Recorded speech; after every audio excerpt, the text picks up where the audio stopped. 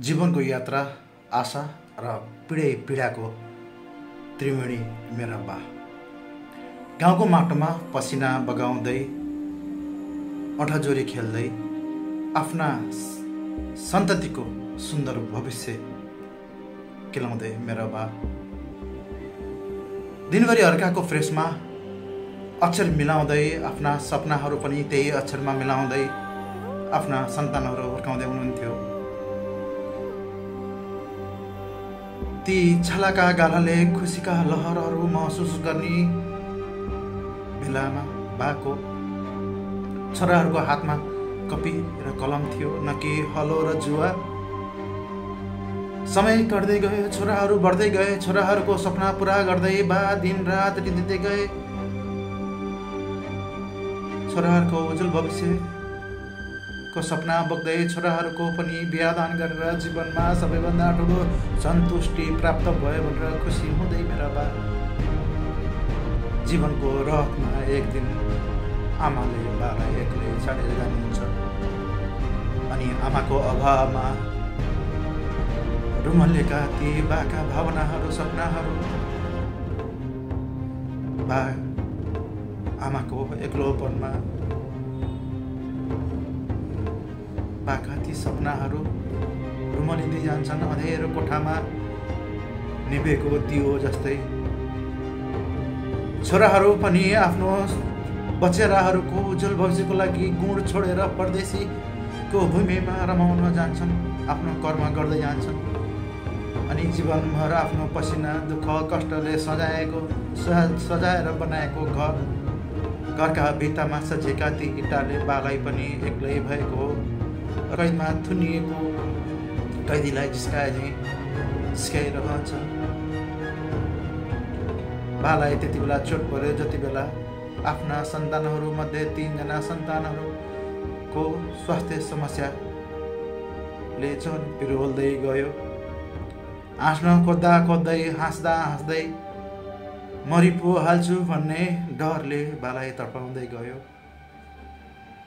Sugar प्रेसरले खाएको त्यो शरीर, त्यो बजेका हड्डीहरू कति कदम अगाडि चाल्न सक्छु थाहा थिएन, तर पनि बुढेसकालमा ती सुगरले र प्रेसरले खाएको आँखामा अझै पनि छोरा बुहारी नाति नातिनाको सुन्दर भविष्य हेर्ने चाहना हुँदै पनि बा एक्लिएका छन्। बिरामी पर्दा वल्ल घर पल्ल घरमा गुहार्नु पर्ने पीडा अनि भएका ती अधुरा सपनाहरू, मजेरीमा अल्झेका ती सपनाका टुक्राहरू बाले सम्झिँदा आँखाभरि आँसु बनाएको महसुस मात्र गर्न सक्ने मेरा बाले जीवनभर आफू हाँस्न छाडेर पनि सन्तानको उज्जवल भविष्यको लागि हर पल प्रयास गरे। अझै पनि प्रेमी पर्दा, अझै पनि खुट्टाका हड्डी बज्दा, अझै पनि रसाएका आँखाले सन्तानको खुसीको लागि अझै पनि हात जोड्छन्, प्रार्थना गर्छन्। बा हुनु कहाँ सहिलो रहेछ र, बा हुनु कहाँ सहिलो रहेछ र। बाले छोरछोरीलाई दिँदा छोरछोरी पनि खुसी अनि बा पनि खुसी। समय त्यस्तो आउँदो रहेछ, बालाई दिँदा छोरछोरीको मन पनि दुखी अनि बाको अझै पनि बाका ती काँधहरू हामी सन्तानले भिजाएको चिसो अझै पनि गन्ध त्यहाँ छ। बाको त्यो ठाडमा म खेलेको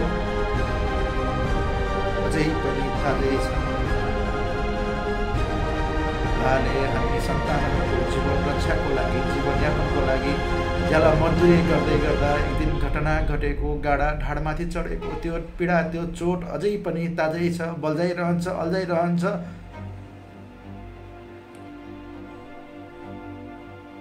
बा बन्न साँच्चीकै साह्रै गाह्रो हुँदो रहेछ। हाम्रो नेपाली समाजमा जतासुकै आमाको महत्त्व, आमालाई नै मान्यता, बाको कथा दुःख पीडा कतै झल्केको हुँदैन, तर बा बा बन्न निकै गाह्रो रहेछ। हामी सन्तानहरू, हामी छोराहरू बिरामी पर्दा बा रातभरि अनिदो बसेको हामीले बिर्सिसक्यौँ। हामी बिरामी पर्दा बा रातभरि अनिदो बसेको हामीले बिर्सिसक्यौँ। तर बाले कहिले पनि हिसाब गर्नु भएन। तिमीहरू बिरामी पर्दा म यसरी कुरेको, तिमीहरूलाई पढाउँदा हुर्काउँदा, तिमीहरूको बिहा गर्दा यति खर्च भयो, कहिले हिसाब गर्नु भएन। बाका ती लोलाएका आँखा, ती सुगरले खाएको ती आँखामा अझै पनि हामी सन्तानको उज्जवल भविष्यको प्रार्थना झल्किन्छ। हामी 4 जना दाजुभाइ मध्ये 3 जना दाजुभाइको आँखा रेटिना पिगमेन्टोसा जस्तो रोग कारणले गर्दा निकै गाह्रो भयो। बा रुँदा बाको आवाज कुक कुक गरेको आवाज पनि आउँदैन। बाले देखाउनु आफू रोएको, तर हामीले देख्न सक्दैनौँ। 70-72 वर्षको बुढा बालाई छोराहरूले डोराएर लाठी भएर सहारा दिने बेलामा ती बाको हात मात्र हिँड्न हामी छोराहरू बाध्य छौँ। जन्म दियो छोराको घर चलाउने, परम्परा बढाउने, वंश बढाउने छोराहरू दियो, तर बुढो भएको त्यो चौरी परेको छाला बाका गाला मुसार्ने हामीलाई शक्ति दिएन। बा बन्न कहाँ सहिलो रहेछ र। बाले छोराहरूलाई दिँदा बाको मन पनि खुसी, छोराहरूको मन पनि खुसी। तर छोराहरू कमाउने भएपछि छोराहरूले बालाई दिँदा बाको मन पनि दुखी, छोराहरूको मन पनि दुखी। बा बन्न कहाँ सहिलो रहेछ। मनभरि भक्काइएको त्यो पीडा, सगर माथा जस्तै जमेर बसेको पीडा, बा एकचोटि अँगालो बालिदेऊ न। त्यो पीडाहरू पुरै पखालिदेऊ न। ती पीडाहरू पुरै पखालिदेऊ न। मलाई एकचोटि फेरि काखमा पकड्नु, मलाई पनि तिमीमा धेरै टाढा हेर्नु छ। बा मलाई फेरि एकचोटि काखमा चढाउनु न, मलाई तिमीले भन्दा धेरै टाढा हेर्नु छ। बा मलाई ठाडमा फेरि एकचोटि पकड्न, मलाई तिम्रो बुई चढ्न छ।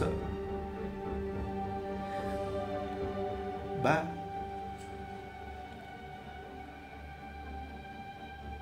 यो जन्ममा छोराको कर्तव्य पुरा गर्न सकेको छैन। तर पनि म प्रार्थना गर्छु आराध्य देव मेरा भगवानसँग, मेरा जिउँदा भगवान तपाईँहरूसँग प्रार्थना गर्छु। कति जन्म मैले पाऊँ, जति जन्म मैले पाऊँ, हजुरकै छोरा भएर जन्मिन पाऊँ, हजुरकै सन्तति भएर जन्मिन पाऊँ। अझै भन्छु अर्को जुनी त मलाई छोरी बनाएर जन्माऊ, ताकि तिम्रो हर पल साथ दिन सकूँ, हर पल तिमीलाई माया गर्न सकूँ। छोरा बा हुन निकै गाह्रो हुँदो रहेछ। बा छोरा हुन अनि बा हुन निकै गाह्रो हुँदो रहेछ। सबैलाई उज्यालोकै प्रतीक्षा हुँदो रहेछ, सबैलाई सूर्योदयकै प्रतीक्षा हुँदो रहेछ। तर कसैले पनि बुझ्न सकेनन् सूर्योदय हुन पनि सूर्यास्त हुन जरुरी छ, सूर्योदय हुन पनि सूर्यास्तको जरुरी छ।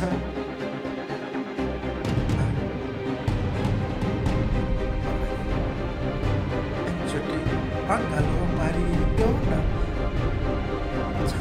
भित्र चबेका केही सगरमाथा जस्ता पीडाहरू पखाल्नु हुन्छ। त्यो अँगालोमा भएको त्यो गर्मीले पग्लिन्छ कि त्यो पीडाहरूमा पग्लिन्छ कि